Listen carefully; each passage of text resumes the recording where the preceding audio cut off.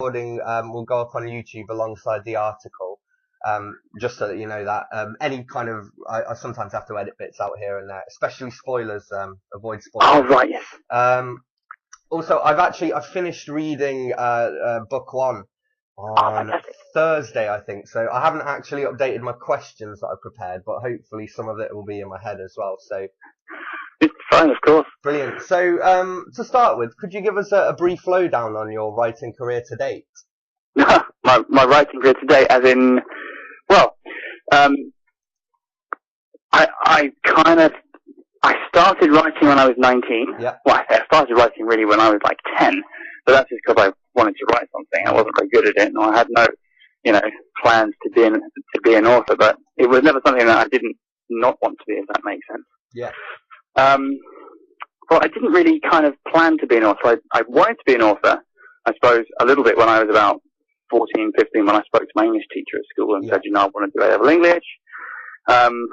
She pretty much said, no, you're not really ever going to be good enough to be a writer, which is a shame. But anyway, at 19, I decided that I was going to give it a shot. So I tried writing my first book, Path of the Gods, which 12 years later-ish, has finally come to fruition and been published.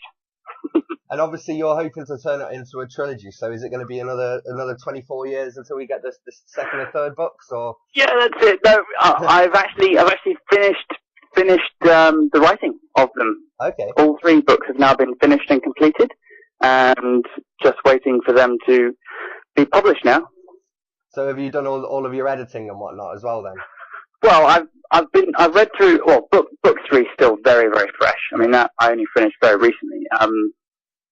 And that really hasn't been read by anyone or seen by anyone. Book 2, I've read it through a couple of times, and, my girlfriend's read it through a bit as well, and she's done some editing, and my mum's done it some as well, which is great. But I'm just waiting for, furtherance of the publishing of it, I suppose.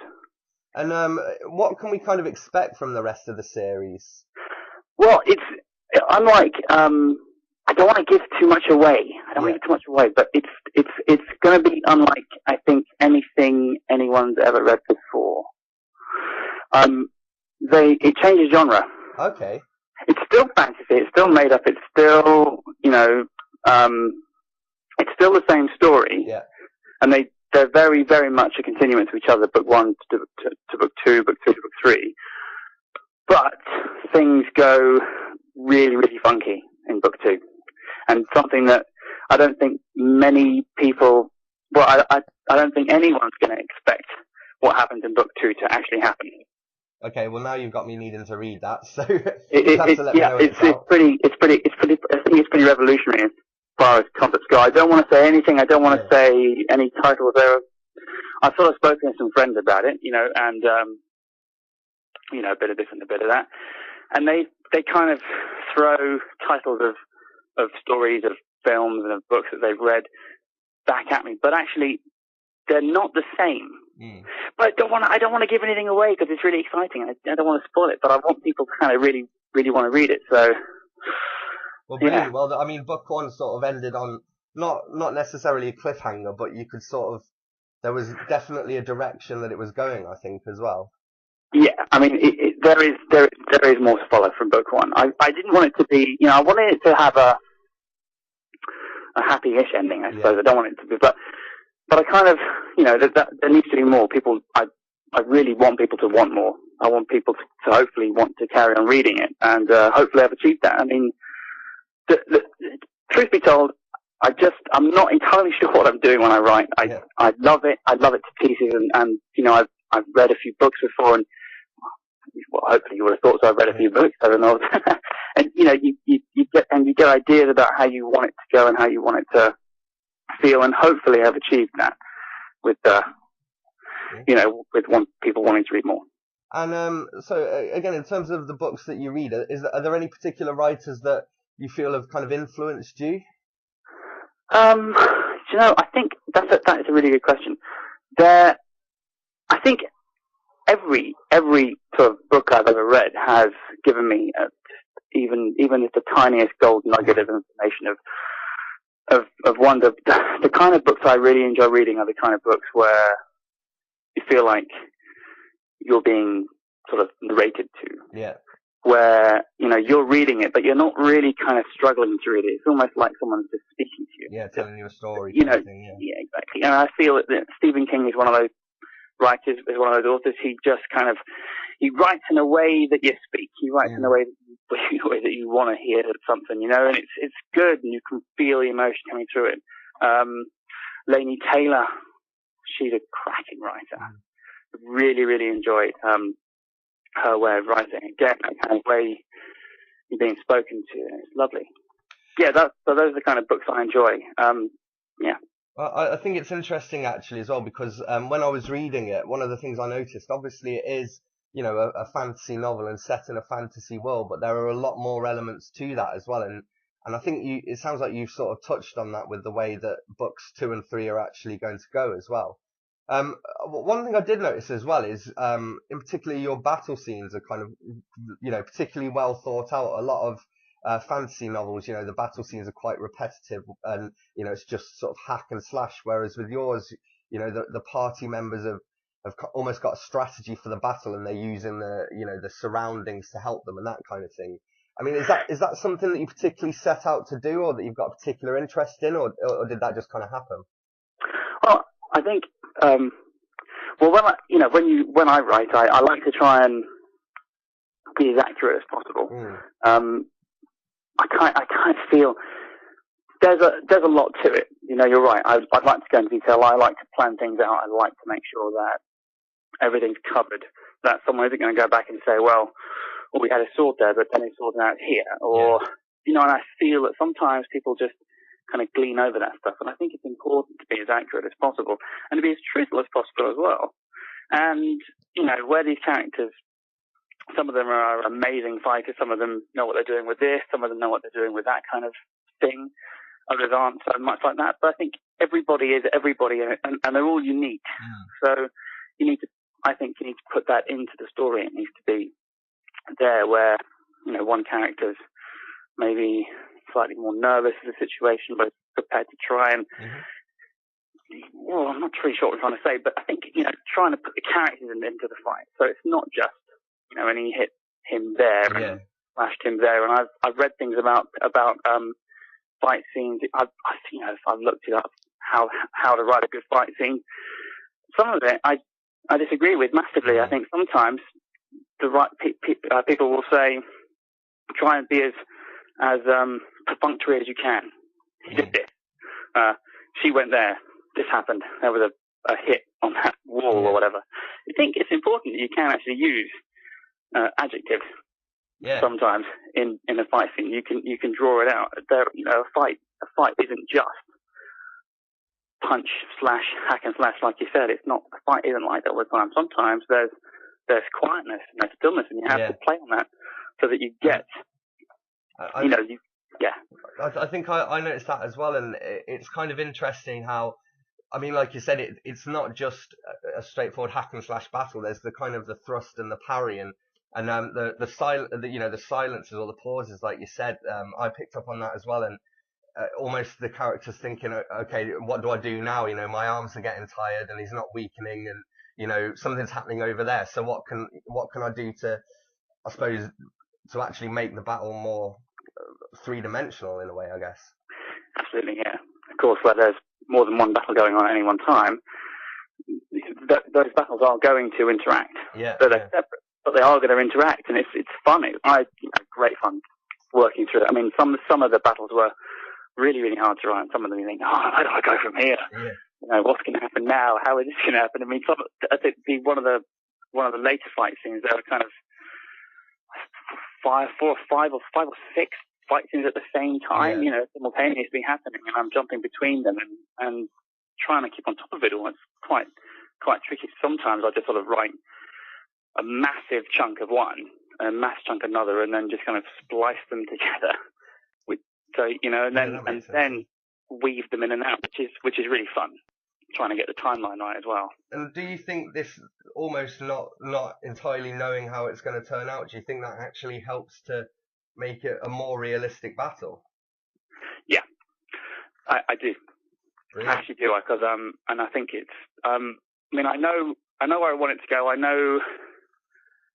I kind of have the goal is loosely set out. You know, I know roughly where I want it to go, but then the middle bit is completely kind of organic. Yeah. And this is going to sound pretty bonkers, and I'm not entirely sure I believe it myself, but the characters do have lives of their own. It's really, really odd. So you've got these fight scenes where they're fighting and doing this and how they behave, and it kind of feels like, although I'm writing it, and obviously I'm creating it, and I'm making it up, but I kind of feel like they're doing it sort of for me. And it's the same with the speaking as well. As they kind of, I'm typing out what they're saying and what I would imagine them saying. It's almost like they're saying it. You know, it's cool. I can't explain it, and it sounds pretty bonkers, but it's.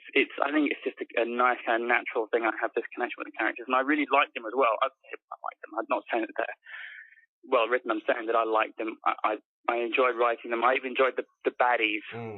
You know, I just enjoy them. They're just fun to write, as fun as the goodies, if not more fun. Well, I think as well, I mean, one thing I was going to mention, and again, I'll try and avoid spoilers here, but a lot of the characters are kind of, they're very three-dimensional, and, you know, they have their own objectives, and then sometimes they're almost strung together because they share the same objective, even though they're completely different people. And I think, you know, characters like Misto and Garrick as well are great examples of this, where there's a lot more to them than sort of first meets the eye. And absolutely, of course. Do you think that's part of what gives them this sort of life of their own? Yeah, I think so. I mean, they, you know, everybody, you know, this is, you're absolutely right, and I really thank you for saying that they're 3D as well. That means a lot, by the way. But you know, it's important to understand that even though the book goes over sort of three years or so, 3 or 4 years, and all the characters before then had a life before that, and I think it's important that has to be touched upon. What they're experiencing now is molded by what has happened before, and their experiences, and it's important to try and touch on that, because that is there. That's important. That's what makes us who we are. What we've been through. So I have to take that into consideration, of course. Well, that will make sense, because actually there is, you know, there's a period where a few years pass, and you know, a couple of the main characters as well. Obviously, you know, Jerome, for example, that the 3 years pass, and then there's almost been this development that's happened to his character that the reader doesn't necessarily see, but because you know kind of what's happened in that 3 years, you can almost understand it, if that makes sense. Yeah, of course.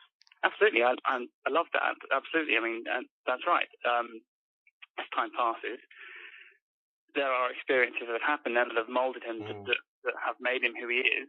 In some ways, he's grown. In other ways, he's kind of really quite retracted. And you know, in a lot of ways, you know, and it's interesting how that kind of just naturally happens. And again, Peter, other changes there, which is interesting. And what was I going to say? Oh yeah, I was going to say, because it wasn't going to be that long. But when I originally wrote it, I'd say I say it took 12 years to write. It took more kind of like probably about 7 or 8 months for the final draft. The book that you've read now is probably draft number 8 or something like that. Ridiculous. I think it was, when I started, it was about 50,000 words long, but when I originally wrote it, I wanted to keep Jerome as a boy pretty much all the way through it, so that, you know, he was, I think the oldest he ever got was about 15 or 16 in the original draft, and I was like, no, the thing is, it's difficult to connect with someone that age. You need someone to be a bit older. You know, it was going to be a children's book to begin with, but it didn't lend itself to that. Yeah, makes sense. So I had to make him a little up, but I decided to make him a little older so that, you know, he was more fun, more connectable. Is that a word? Connectable? It is now anyway. It's fine. It is now, eh? Right, that's good. So a couple more questions. I want to ask you obviously about Come Dine With Me, because that's where my girlfriend discovered you. So what made you decide to go on that? How was it? Well, the reason why I went on it really was to promote my book. That was why I went on it to begin with. Yeah. I didn't actually go on it to, not sure if I can say what happened or not. I suppose everyone's seen it now. Yeah. I didn't go on it to win. Yeah. It was great. It was great. It was great having won it, but I didn't go on it to win. I only went on it just to, really try and come across as well as I could. Yeah. That makes sense. Just sort of, be me. And, hopefully that kind of happened, but it was nice having one as well. Just trying to, it's a very simple kind of thing. It's, I'm not really sure what I'm saying, to be honest, anymore. I've kind of lost the plot. But in terms of since you appeared on it as well, have you had any sort of surges of interest since then, or? I have absolutely had some interest. It's been great. It's happened. Not a massive amount. I don't know for sure. I mean, I know that I go onto the Amazon bestseller list and I kind of see little spikes of sales where they've obviously repeated the episode or something, which is quite fun. So that's good. So I mean, I know that I've had that, and I've also had a few messages on Facebook. People saying, I'm watching you on Come Dine With Me. Going to buy your book, give it a crack, which is great. Brilliant. Of course, they missed out that I'm a guitarist as well. So, which is, but of course, I'll plan that a bit later on, I think. Yeah. And what else have you got planned to promote the book? In terms of, that's a good question. I'm really trying to kind of get on top of the social media side of things. Trying to get, trying to do. Well, I haven't really got any plans to promote it, unfortunately. It's a bit. I'm not entirely sure what I'm doing with it.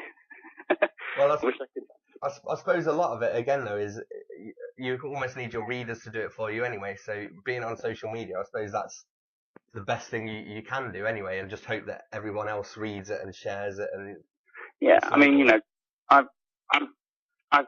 considered trying to get all my friends to buy it, but I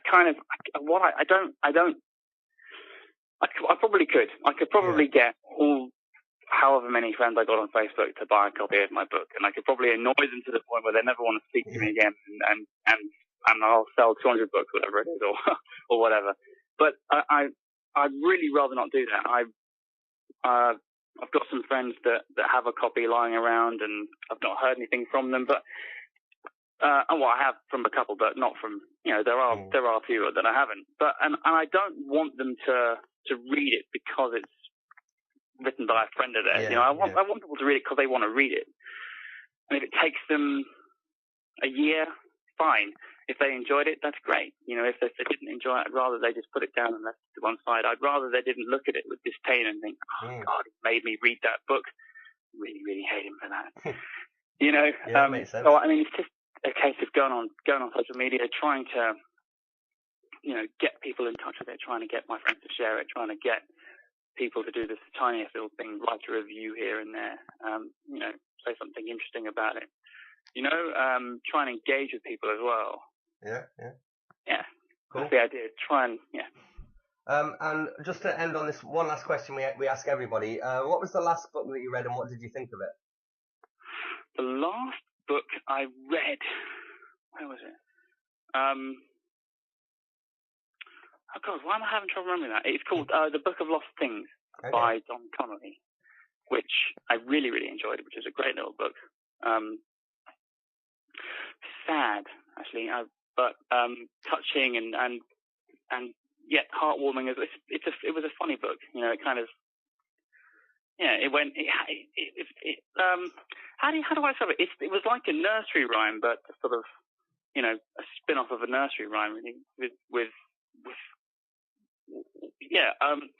sounds like it's got quite a few different sort of genres into it then. Well, if it's sort of happy, sad, bit of a nursery rhyme. It's nursery rhymes because some of them are actually a lot darker than you expect. And I was reading it, and there are lots of elements of nursery rhymes all the way through it.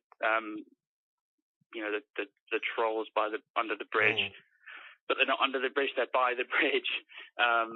And you've got Rumpelstiltskin kind of character in it. it's very interesting. And they're not quite, and none of the nursery rhymes are the same. They're not exactly as they were told. And there is a reason for that as well at the end of the book, which you find out. But it kind of confused me. But you got to play along with it. It's a book. You're being told something, and you just take it in. And it was lovely. Cool. I'm gonna have to check that out then, I think. And in terms of actually your books as well, have you got any dates set for the next two books coming out, or is it just as and when they're ready? Well, I'm aiming for as soon as possible. That isn't actually a date, is it? But I'm hoping next year. Although I really couldn't say when. I doubt it'll be early next year. But next year, unfortunately, is as soon as I can do it. It's difficulty being a first-time author and an author that no one's really heard of. Yeah. It's difficult trying to sort of carve away through the world of publishing, because there are really, really good authors out there who absolutely deserve all the success they've got, and it's really hard trying to reach that standard of writing, really. But I will continue, really, mainly because I love it. Brilliant. Cool. That's a great point to end.